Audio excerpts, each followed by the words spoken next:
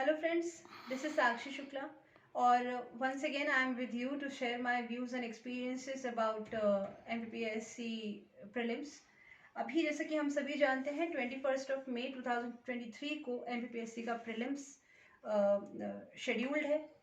तो मैं अभी केवल उन एस्पिरेंट्स को टारगेट मानकर चल रही हूँ जिनका ऑब्जेक्टिव 21 मई के एग्ज़ाम में अपियर होना है। 2024 के लिए जो प्रीलिम्स होगा, जो उनमें अपेयर होना चाहते हैं, तो डेफिनेटली उसकी एक लॉन्ग टर्म स्ट्रैटेजी बनानी पड़ेगी और उसके लिए एक अलग वीडियो मैं शेयर करूंगी। लेकिन अभी हम केवल हाल फिलहाल में जो प्रीलिम्स है उसकी तैयारी के लिए क्या स्ट्रैटेजी हो, और साथ ही साथ सबसे पहले सिलेबस के अकॉर्डिंग टॉपिक्स जो डिवाइडेड हैं उनमें हम कौन कौन सी बुक्स पढ़ें, क्या सोर्सेज होने चाहिए, उस पर ये वीडियो पूरी तरह डेडिकेटेड है। So let's start. सबसे पहले तो मैं ये बता दूं कि हिंदी मीडियम के स्टूडेंट्स के लिए ये वीडियो ज़्यादा बेनिफिशियल होगा। इंग्लिश मीडियम के स्टूडेंट्स को मैं केवल बुक्स के नाम बता दूंगी, तो that will do for them I guess. Let's begin with history.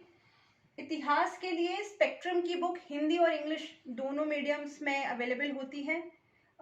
इसको आप ज़रूर और ज़रूर परचेज करिए। I strongly recommended for you कि आप डेफिनेटली, ये बल्कि बुक है, लेकिन इसको कवर करने में आपको, अगर आप इसको प्रूडेंटली कवर करेंगे और थोड़ा सा अपने सिलेबस को स्टिक करके चलेंगे, तो ये बुक कवर करने में आपको 1 महीने से ज़्यादा का टाइम नहीं लगेगा।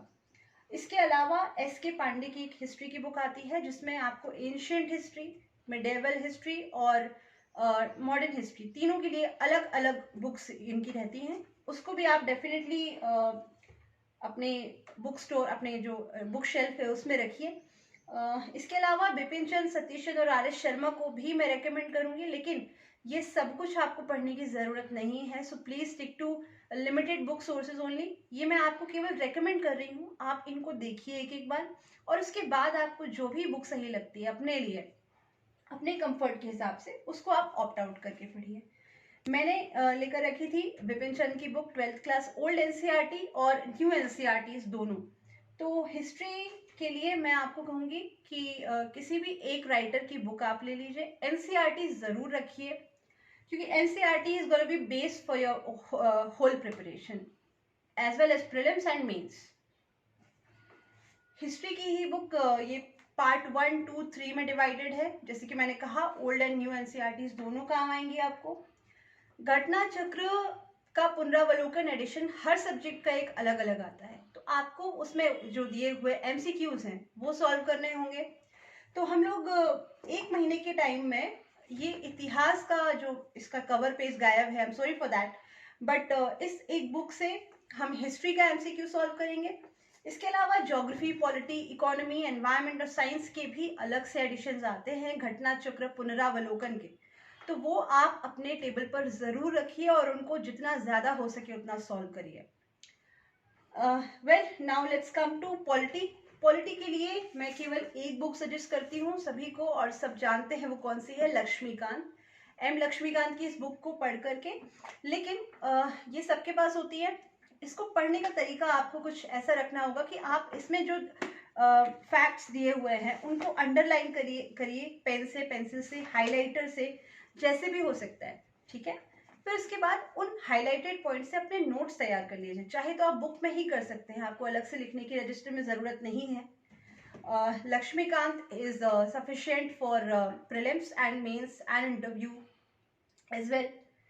इसके अलावा हम आते हैं अब इकोनॉमी पे। इकोनॉमी के लिए परीक्षा वाणी का पब्लिकेशन मुझे बहुत पसंद आया है। ये काफ़ी हेल्पफुल है। ये आईएएस के लिए भी हेल्पफुल है, यूपी पीसीएस के लिए भी, बिहार पीएससी और एमपीपीएससी सबके लिए ये एक बुक सफिशिएंट है। इसके अलावा भी आप इकोनॉमी से कुछ इकोनॉमी के लिए कुछ और सोर्स अगर सुनना चाहते हैं मुझसे, तो एनसीईआरटी में अगेन बोलूँगी कि आपको लेनी ही चाहिए। 9th to 12th तक की इकोनॉमी की एनसीईआरटी आप अपने पास रखिए। Apart from that I would suggest कि घटना चक्र का पुनरावलोकन मैंने आपको बताया था, वो इकोनॉमी का भी आपको अलग से मिलेगा, उसको भी सॉल्व करिए। और ये सब जो बुक्स मैं आपको बता रही हूँ, ये केवल प्रीलिम्स के लिए नहीं बल्कि मेंस के लिए भी उतना ही इम्पोर्टेंट है। आपको मेंस के लिए कहीं और जाने की ज़रूरत नहीं है, अलग से कोई प्रिपरेशन राइटिंग प्रैक्टिस के अलावा किसी और बुक की ज़रूरत नहीं है आपको, केवल आप वही बुक्स पढ़ेंगे जो आप प्रीलिम्स में पढ़ रहे होंगे। अब हम आते हैं साइंस पर। तो साइंस के लिए 9th और 10th क्लास की शिवलाल की गाइड हम सभी ने पढ़ी होगी, हिंदी मीडियम के जो स्टूडेंट स्पेशली रहे एमपी बोर्ड से पढ़े हुए, तो उनके लिए आप आज भी मिलती है जो शिवलाल अग्रवाल की, इसको आप ज़रूर रेफर कीजिए। इसके अलावा एनसीईआरटी अगेन साइंस के लिए भी लगेगा, और लूसेंट की सामान्य विज्ञान की, ये इंग्लिश में भी आती है, आप इसको भी ले सकते हैं। साइंस का घटना चक्र पुनरावलोकन एमसीक्यू आता है, उसको सॉल्व करिए। ये हो गई हमारी, आई थिंक हमने सब्जेक्ट्स, ज्योग्राफी एक छूटा हुआ है, राइट। तो ज्योग्राफी के लिए हम देखते हैं महेश कुमार बर्णवाल की एक बुक है। महेश कुमार बर्णवाल का एक समग्र अध्ययन आता है, बहुत सी किताबें आती है लेकिन एक समग्र अध्ययन, ये मोस्ट इंपॉर्टेंट बुक है। हालत काफ़ी ख़राब हो चुकी है इसकी, लेकिन आप सभी इसका न्यू एडिशन ले सकते हैं। और इसके अलावा एनसीईआरटी की किताबें भी 9th to 12th तक की ज्योग्राफी आप डेफिनेटली अपने पास रखिए, उसको रेफर करिए। अगर आप यूपीएससी एस्पिरेंट है तो ये जीसी लियोन की है, बट ये एमपीपीएससी में आपको कोई हेल्प नहीं करने वाली है, so you can skip this book. इसके अलावा आप ज्योग्राफी अगर पढ़ते हैं तो मैं कहूँगी ऑक्सफोर्ड का स्कूल एटलस इंग्लिश हिंदी दोनों में अवेलेबल है, इसको ज़रूर अपने टेबल का, एक स्टडी टेबल का हिस्सा बनाकर रखिए फॉरएवर, ये आपको बहुत काम आने वाला है। इसके अलावा आई थिंक सारे सब्जेक्ट्स क्लियर हो गए हैं। एनवायरनमेंट के लिए दृष्टि पब्लिकेशन की एक बुक आती है, तो वो मैं आपको सजेस्ट करूंगी कि पर्यावरण और पारिस्थितिकी के नाम से ये दृष्टि की एक बुक आती है, आप इसको पढ़िए। हिंदी के लिए मैं आपको बता दूं, हिंदी के लिए ये महावीर पब्लिकेशन की बुक है, ये मेंस में काम आएगी आपको, प्रीलिम्स में कोई सेंस नहीं बनता। बाकी एमपी का अगर आप स्पेसिफिक तैयारी करना चाहते हैं तो एमपी परीक्षा धाम की बुक आती है, आप इसको ले सकते हैं। लेकिन मैं किसी एक बुक की तरफ आपको टिल्ट होने के लिए फोर्स नहीं कर रही हूँ, परीक्षा धाम के अलावा भी बहुत सारी किताबें आती हैं, आप उन सबको ले सकते हैं। मैंने वो किताबें भी पढ़ी हैं।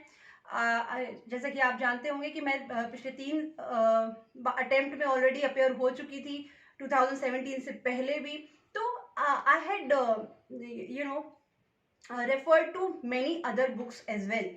तो ये तो काफ़ी नए एडिशंस हैं जो अभी मैंने परचेस किए हैं for a fresh preparation of 2023 prelims. लेकिन इसके अलावा भी पुणेकर पब्लिकेशन एक अच्छा माना हुआ पब्लिकेशन है।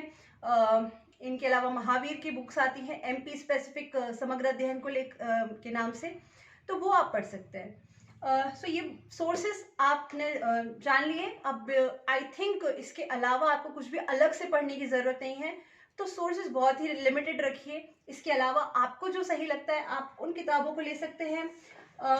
करंट अफेयर्स एक चीज़ छूटी हुई है, तो करंट अफेयर्स अगेन आपको पता है कि क्या पढ़ना होता है। करंट अफेयर्स घटना चक्र की जो नॉर्मल बुक आप सभी पढ़ते होंगे, मैगजीन, बहुत काम की किताब है ये, मैगजीन सॉरी।